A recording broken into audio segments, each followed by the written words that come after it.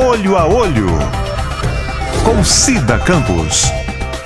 O programa Olho a Olho com Cida Campos desta semana recebe Dr. Sebastião Hora, um advogado parceiro do programa, e nós vamos bater um papo sobre títulos, vários títulos de crédito, cheques, promissórias e outras também, aquelas cardenetinhas que vai lá e anota ali, o cidadão vai lá e assina. Tem validade? O doutor Sebastião vai esclarecer para a gente tudo isso. Seja bem-vindo, meu querido.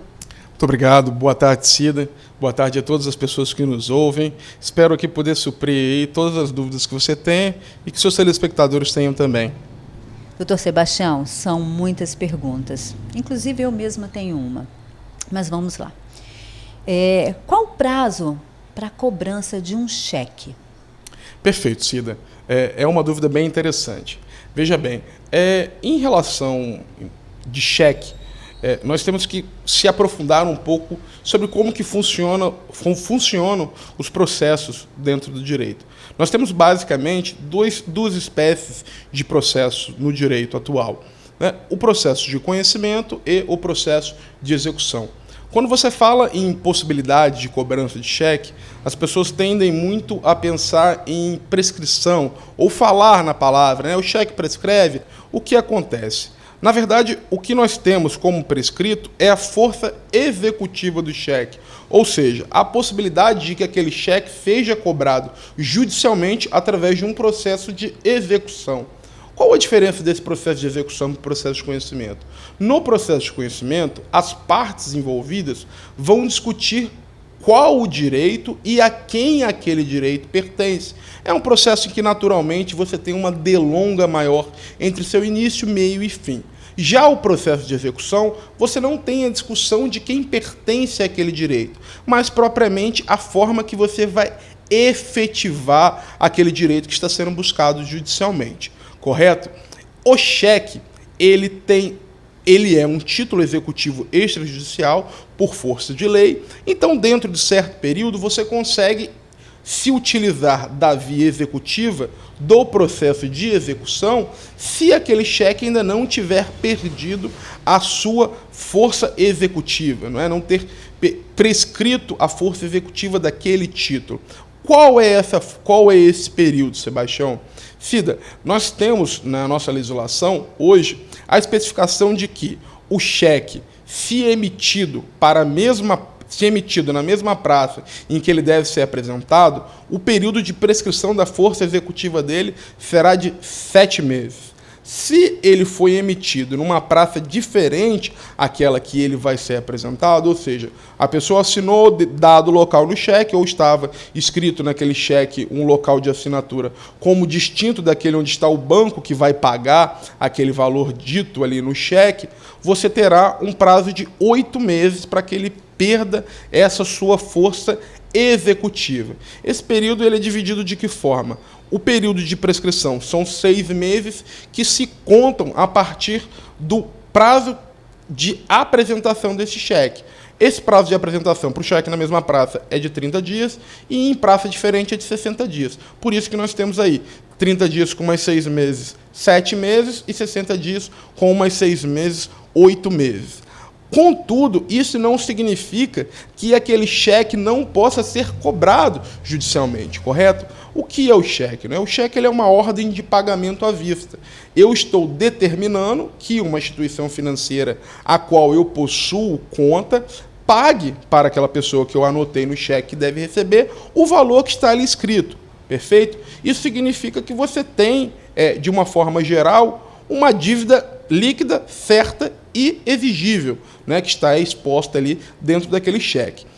Se houver finalizado esse período prescricional da força executiva desse cheque, eu posso me utilizar de outros meios judiciais de cobrança. Ao invés de eu entrar com essa ação de execução, eu vou ingressar com uma ação de conhecimento. E dentre essas ações de conhecimento, atualmente, nós temos teses para até 10 anos da emissão, do período de anotação da emissão daquele cheque, a data em que você assinalou como se aquele cheque tivesse sido emitido, naquelas ideias dos cheques pós-datados, qual que é a data que você deve se ater? É justamente a data que você colocou como data em que se emitiu aquele cheque. Esse período prescricional, tanto da força executiva dele, quanto do período que ele não possa mais sequer ser utilizado a título de prova numa ação judicial, vai se contabilizar a partir daquela data da assinatura. Então, a diferença básica é qual? Ultrapassado o período de prescrição da força executiva desse cheque, nós teremos a possibilidade de se utilizar de outros caminhos judiciais para efetivar o pagamento daquela dívida. Isso significa que vai ser um caminho mais longo, correto? Para que você venha a saldar aquela dívida que você possui. Lembrando que, no caso de você se utilizar para esse cheque, depois desse período que a gente falou, de 7 a 8 meses, ele vai ser um indício de prova, não é? O que viria a ser o indício de prova, ou propriamente uma prova? Ele é mais um elemento que você vai ter dentro do processo para informar qual que é o seu direito, que está sendo discutido, para que, ao final, você venha ali, eventualmente, a conseguir efetivar essa cobrança. Correto? Correto. Então, existe caminhos. Praticamente a pessoa, às vezes, está com aquele cheque, meu Deus, 1 ano e nada de receber meu dinheiro. Estou com cheque aqui e agora. Então, existe caminhos para receber o dinheiro de volta. Certamente, Cida. Hoje em dia, nós temos uma gama muito grande de ações judiciais. Não é? Basicamente, todas elas se dão através do que a gente chama de procedimento comum. É um procedimento padrão para que você venha, leve à justiça, não é, alguma lesão ou ameaça de lesão a direito que você possua, e dentro dessa discussão que vai ocorrer do processo, você consiga demonstrar a quem pertence o direito, qual é o direito, e ao final o juiz possa sentenciar aquela ação de forma a que você tenha a satisfação do seu crédito, né, do que estão lhe devendo propriamente dito. Algumas pessoas acreditam que, passado esse período de força executiva do cheque, aquele papel, não é, que é o cheque, aquela ordem creditícia, ela não vale de absolutamente mais nada. Isso não é verdade. Não é? Ele vale a título de prova. A diferença é que você vai ter que se utilizar, possivelmente, também de outros elementos de prova, né? Demonstrar que aquela dívida foi proveniente de alguma negociação lícita, né? Talvez apresentar uma nota fiscal de algum produto que você eventualmente tenha vendido, a depender aí da situação específica de cada caso. E o cheque carimbado pelo motivo 11 pode ser executado? Perfeito, Cida. O motivo 11, eu trouxe aqui uma lista, né, do Banco Central do Brasil, que é o responsável por todas essas espécies de disciplinações de notas cambiais, direito cambiário, de forma geral, que estipula os motivos, né, que estão ali assinalados, né, atrás do cheque, né, que a Câmara de Compensação da instituição financeira assinalou como a razão para que ela não venha a ter pago aquela ordem de pagamento, né, que seria o cheque. O motivo 11 é a primeira apresentação que você faz e retorna sem fundos, né? O motivo 12 já é a segunda apresentação. Ao momento que você apresenta o cheque e a Câmara de Compensação verifica que não existe fundos naquela conta, ela devolve ele sem ter pago aquele cheque, com aquele primeiro motivo, à pessoa que o apresentou, não é? A pessoa que fez a apresentação desse cheque. Essa pessoa pode reapresentar aquele cheque. Pode ser que aquela conta não tinha fundo naquela ocasião, mas o titular da conta disse a você que poderia apresentar novamente o cheque e você receberia. E você apresenta aquele cheque uma segunda vez. Se, eventualmente, aquele cheque não for pago na segunda vez, ele vai voltar com outro motivo de devolução, que, no caso, é o motivo 12. Não é? Essa relação dos motivos de não pagamento ofertadas ali pela Câmara de Compensação dos bancos, elas não importam na perda da força executiva daquele cheque. Ou seja, você continua com uma possibilidade judicial de executar aquele cheque dentro desses prazos que nós comentamos aí a seu questionamento anterior. O cheque, por ser uma ordem de pagamento, ela pode ter uma contraordem de não ser feito aquele pagamento, ou ele também pode ser sustado pelo emitente, né, pela pessoa que o emitiu. A depender das razões que essa pessoa estipulou, por exemplo, ele citou que aquele talonário de cheque deles foi furtado, foi roubado. A depender da razão, na justiça, ao se executar, você pode ter um questionamento em sede de defesa daquela pessoa que está se defendendo ali quanto à cobrança daquela dívida. Podem ser elencadas algumas matérias, em especial essa relacionada a furto daquele talonário ou alguma coisa do gênero.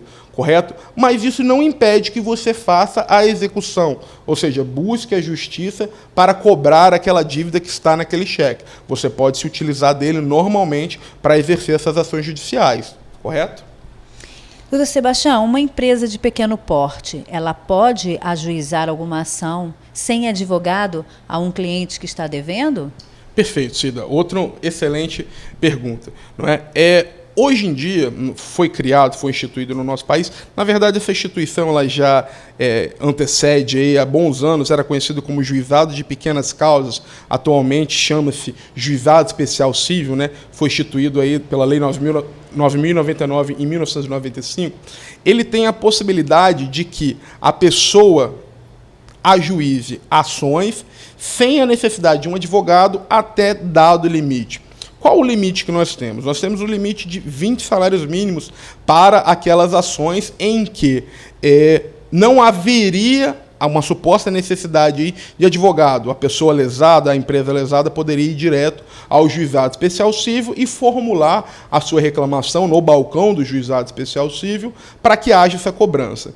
Há um entendimento de um órgão que chama-se FONAGE, é um Fórum Nacional dos Juizados Especiais Cíveis, que vedou a possibilidade de outras empresas, sem ser as microempresas e empresas de pequeno porte, de se utilizarem como autoras das ações nos juizados especiais cíveis. Ou seja, não sendo microempresário ou empresa de pequeno porte, você não pode ser o autor da ação. Você não pode ingressar com aquela ação através da via dos juizados especiais cíveis.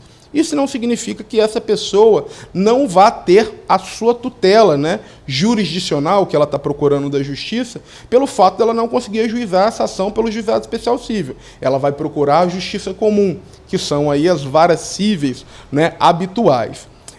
Eu tenho sempre uma colocação, Cida, a gente até conversava aqui um pouco antes a respeito disso, acerca de você ir ao judiciário sem a figura de um advogado. Sempre quando eu sou indagado por alguém em respeito a isso, eu faço uma analogia quanto a um atendimento médico, né, guardado aí suas diferenças, obviamente. Quando você vai a um hospital acometido de alguma enfermidade, por quem você quer ser atendido? Normalmente, eu acredito que a resposta de maior parte das pessoas vai ser um médico, não é? Que vai ser aquele profissional com habilidade e conhecimento técnico que pode vir ali a resolver aquele seu problema naquele dia que você está apresentando. Da mesma forma, eu falo para todo e qualquer cidadão, não vá ao judiciário sozinho. Procure o seu advogado de confiança, o seu advogado ou sua advogada de confiança, pois navegar na justiça como principiante num mar tumultuoso, né, que é o nosso poder judiciário, é um risco que eu acredito ser desnecessário para aquela pessoa que está chegando até lá. Certamente ela não vai conseguir ter efetivado todos os direitos que ela possuía, não no tempo que ela possuía e não da forma que ela possuía. Não é? O padrão que nós temos hoje em dia de atendimentos diretos à pessoa em juizado especial são feitos muitas vezes por estudantes de direito, né, estagiários, que estão ali para aprender. E talvez você não queira, não é, que o seu problema, aquele seu íntimo que você está levando ao judiciário, seja resolvido por uma pessoa que esteja ali com a maior das suas capacidades, mas na função de aprender. Né? Então, ainda que em sede de juizado especial cível você possa se utilizar do Poder Judiciário, pessoa física ou pessoa jurídica, microempresário ou empresa de pequeno porte, em ações em que o valor não ultrapasse 20 salários mínimos, não vá ao judiciário desacompanhado de um advogado ou de uma advogada da sua confiança. A chance da sua derrota é muito maior do que a chance da sua vitória. Essa informação é muito importante, muito mesmo. Como protestar um cheque? Existe data? Como que pode ser feito? E qual o prazo? Perfeito, Cida. Atualmente, o entendimento que nós temos aí do STJ, nosso Superior Tribunal de Justiça, é que durante esse prazo prescricional do cheque, que nós respondemos na primeira pergunta, você tem o direito de levar aquele cheque não pago, apresentado à Câmara de Compensação e não pago, a um cartório de protesto de títulos, não é? São essas serventias extrajudiciais que a gente está acostumado a lidar aí, correto? Você pode fazer o protesto daquele título de crédito, daquele seu cheque, nesse cartório em desfavor do seu devedor e, eventualmente, de quem tenha endossado aquele cheque, de quem tenha permitido que aquele cheque chegasse na mão dessa pessoa final, né, que tomaria o valor daquele cheque e não o recebeu, né? Esse procedimento ele é simplificado. Você necessita ali de ter a sua ordem de pagamento, o seu cheque, e ir com ela, com sua documentação pessoal, ser emitido aquele cheque em seu favor, a um cartório de protesto de títulos e buscar fazer o protesto desse título. Lembrando que o protesto de título é uma das formas de você demonstrar à coletividade, dar publicidade, né, que existe um devedor, uma pessoa que não pagou determinada quantia que lhe era devida. Existem também aí os cadastros de proteção ao consumidor, né, hoje em dia SPC, SCPC e Serasa, são os três mais conhecidos, que você já teria um prazo um pouco maior relacionado a esse prazo prescricional do cheque aí, porque aí já seria a ideia de dívida, e essa dívida você poderia anotar aí até o período convencional de 5 anos, correto? Mas a pessoa, no caso, que não tem empresa, ela pode levar o cheque ao SPC, o Serasa, para protestar, ou só quem tem o CNPJ? Não, Cida, esses serviços hoje em dia de SPC, SCPC e Serasa, eles são direcionados a pessoas jurídicas, salvo alguns profissionais autônomos que possuem convênio, né, com os órgãos mantenedores desses serviços, né? A CDL, né, de dirigentes lojistas, a própria CIC, a Associação Comercial da Cidade. Mas a via de inserção nesse cadastro de proteção ao crédito normalmente se perfaz aí através de pessoas jurídicas, né? Você sendo um empreendedor. Doutor Sebastião, notas promissórias. Como que eu posso receber uma nota promissória vencida? Eu posso vender essas notas promissórias para alguém, um escritório de advocacia queira comprar, um empresário que queira comprar, ou melhor, eu posso vender essa dívida? Eu só tenho essas notas promissórias. E essas notas promissórias, às vezes, estão vencidas há anos. O que eu faço para recebê-las? Outra boa pergunta, Cida, não é? O que acontece? A nota promissória ela é uma outra espécie de título executivo extrajudicial, tal qual o cheque também o é, não é? A diferença é que a nota promissória, ela vai se submeter a praticamente todas essas regras que nós falamos aí do cheque. A diferença é que nós temos na nota promissória um período um pouco maior de perda da força executiva dela, né? Da prescrição dessa força executiva dessa nota promissória, que esse período ele é de 3 anos. Até esse período, contado da data do vencimento da promissória, né? A promissória você assina a data do momento em que ela está sendo emitida e você também assinala ali a data do vencimento dela. Contado a partir da data do vencimento, até 3 anos após esse vencimento, você tem a possibilidade de ajuizar judicialmente uma ação executiva. Aquele processo que a gente falou, que é o processo de execução, que flui um pouco mais rápido do que o processo de conhecimento. E que as matérias de defesa do devedor são menores do que no processo de conhecimento. No processo de execução, ele se submete aí a um rol muito menor de possibilidade de defesa do que em um processo de conhecimento, correto? Essa nota promissória, ultrapassados esses 3 anos, você vai submeter a mesma ideia que nós falamos do cheque. Ela vai se tratar de uma prova ou um indício de prova para uma eventual outra ação que você venha ali a se utilizar, a manejar, para vir a conseguir, ao final, receber o saldo devedor, né, o que está em aberto, que acredito seja aí o maior interesse de quem está ingressando na justiça para receber esse valor. Outra pergunta, né, em relação à venda desse crédito, né? No direito civil, a gente chama isso de cessão de crédito, né? Que nada mais é do que você ceder esse crédito para uma outra pessoa. Essa cessão ela pode ser onerosa, uma venda, ou não onerosa. Você poderia doar, não é, esse crédito que você teria aí para uma outra pessoa. A venda desse crédito, ela não só é permitida, como ela é extremamente convencional hoje em dia. O que grande parte da população aí, que por diversas razões, infelizmente, se tornou inadimplente, sofre? Aquelas infindáveis ligações de cobrança, né? Sempre com um telefone diverso, com um sotaque diferente. Da onde vêm normalmente essas ligações de cobrança? São de empresas especializadas em compra de crédito.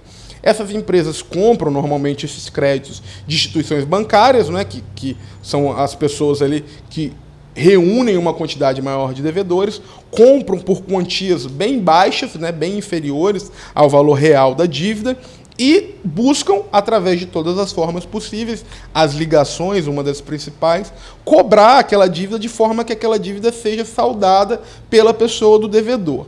A cessão de crédito ela é permitida no nosso ordenamento jurídico. E eu tenho certeza que, dado as particularidades que a cessão de crédito permite, essa venda de crédito permite, a gente teria aí quase que um programa inteiro só para falar acerca, não é, desses pormenores. Mas, de forma geral, ela pode ser vendida e não há obrigatoriedade de quem vendeu o crédito notificar a pessoa que estava lhe devendo sobre a venda daquele crédito. Não é? Ela pode fazer isso, mas não há essa obrigatoriedade. Não é? São uma das particularidades aí, dentre tantas outras, que a legislação civil prevê, não é? Relacionados aí à aquisição de crédito. Não é? Se você é detentor de um crédito, você tem todo o direito de vendê-lo para uma pessoa, salvo aí algumas vedações legais aí de créditos de natureza personalíssima, enfim, que a gente teria aí outros tantos programas para discutir acerca desses pormenores. Doutor Sebastião, juros. Quanto que eu posso cobrar de juro de uma promissória vencida? E se passar desses 3 anos, vamos dizer que essas promissórias tenham mais de 4, 5 anos, eu ainda posso brigar na justiça por elas? Cida, vamos primeiro para a parte da discussão da promissória em si na justiça. Se você ultrapassou esses 3 anos, que seria um período de você ajuizar essa ação de execução, você continua podendo brigar na justiça, né, como a gente falou. A diferença é que você se utilizaria de alguma outra ação, não é? Você se utilizaria de algum outro padrão judicial, procedimento judicial, para que você conseguisse obter aquele crédito. Seriam ações de conhecimento, distinta dessa ideia, dessa ação de execução, que é esse procedimento um pouco mais breve, correto? Em relação aos juros, a promissória não serve para empréstimo de dinheiro. Quem pode emprestar dinheiro são instituições credenciadas ao Banco Central, não é? Os juros que você pode estipular em qualquer negociação, nós chamamos eles de juros legais, né? São juros bem inferiores aos que costumam ser relacionados aí em todas essas operações cotidianas que nós vemos ali. Normalmente estão na casa aí de 1% ao mês. Né? São os juros do Código Civil, que a gente se refere comumente aí no Poder Judiciário, correto? Ótimas informações. Eu ficaria aqui mais tempo, mas infelizmente o programa está terminando. Quando o papo é bom, as informações são boas, a hora voa. Doutor Sebastião, mais uma vez, muito obrigado a sua participação aqui no programa. Eu espero que você tenha um tempinho na sua agenda para a gente falar mais sobre esse assunto, porque, na verdade, a população tem muitas dúvidas. E eu também, claro, é uma aula sempre com você aqui, com o senhor aqui sempre. Bom, Cido, agradeço sempre a sua atenção, não é? E a atenção de todas as pessoas aí que ficam ligadas aí em seu programa. Lamentavelmente, nós não temos no nosso país uma informação já no colégio quanto ao direito e a forma como ele repercute diante da sociedade. Então, sempre, quase tudo relacionado aí à lei é visto pela população de uma forma, como eu posso dizer, através como se fosse um mito, né? Mitos, usos, costumes, entre tantas outras coisas aí, que acabam sendo passadas erradas de uma a outra pessoa. Existe um conselho padrão, primordial. Se você possui alguma dúvida jurídica, procure o profissional de sua confiança, o advogado de sua confiança. Ele é a pessoa mais indicada a lhe responder e tentar ali satisfazer qualquer eventual dúvida, qualquer eventual questionamento que você tenha a ele quanto a um direito seu que já foi desrespeitado ou que possa vir a ser desrespeitado. A internet é muito boa nos dias atuais, mas por vezes ela nos traz muitas informações erradas, né? Estamos aí em plena era do fake news. E isso daí pode prejudicar ainda mais uma relação sua que talvez já seja muito conturbada, né? Estou à sua disposição, é sempre um grande prazer vir no seu programa, falar com você, ouvir um pouco seu e da sua generosidade. Obrigado, meu amigo, meu parceiro. O programa Olho a Olho com Cida Campos desta semana fica por aqui. Até semana que vem. Tchau. Olho a Olho com Cida Campos.